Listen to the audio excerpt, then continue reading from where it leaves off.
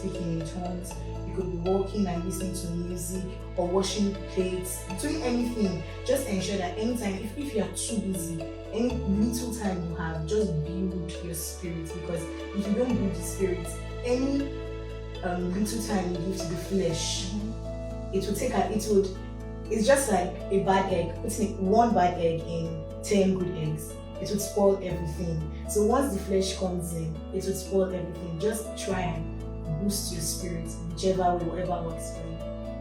And one thing I would like to add is that we have a routine where we come from, like where we are coming from. You pray in the morning, like every morning you must pray. I don't know how correct this should be, or this should be.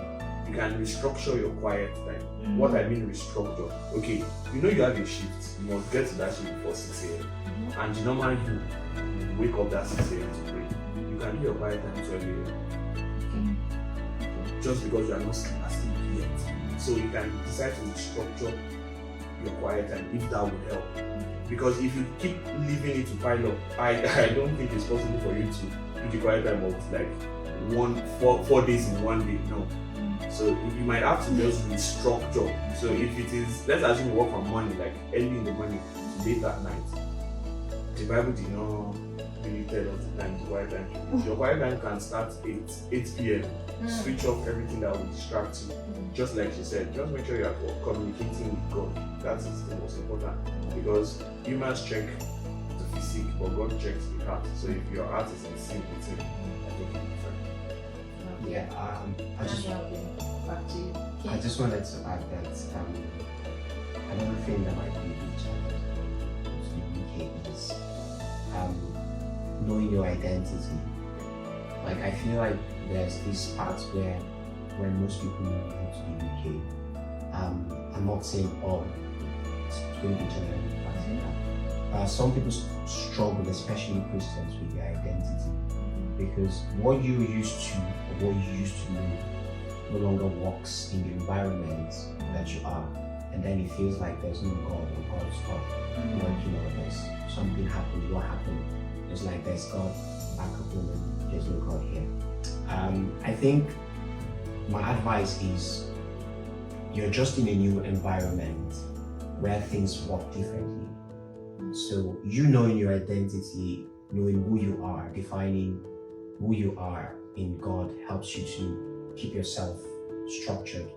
One of the things that helped me when I came in was defining, telling myself who I've always told myself that I am. And I had to write a lot of things sometimes and tell myself, remind myself of what God said I am.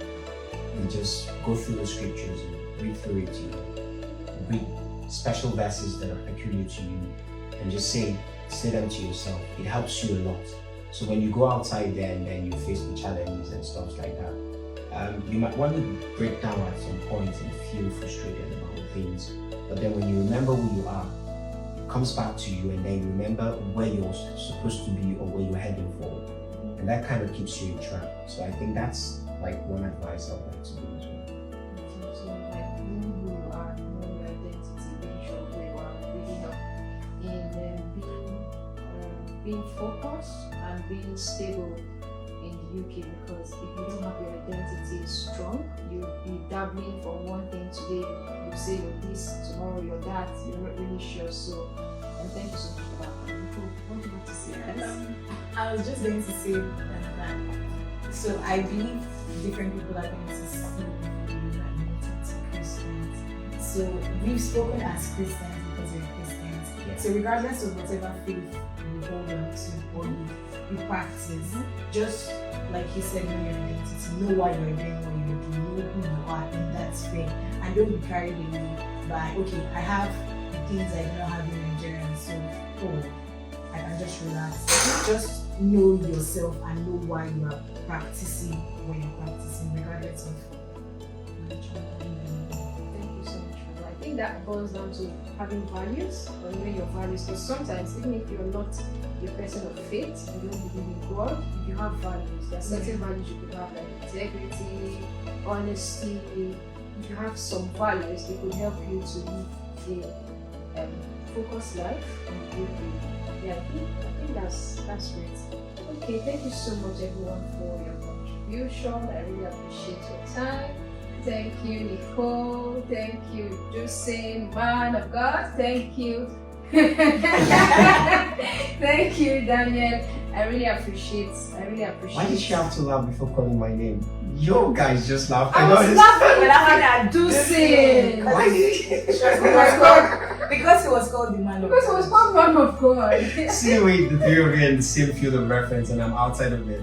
What Ah. It's okay, it's fine. Is it play 7th or Bank 5? Oh my god. He's Anyways, not outside that's of it. basically it. Thank you so much, guys, for watching the video. I hope you've learned something from the video. Thank you.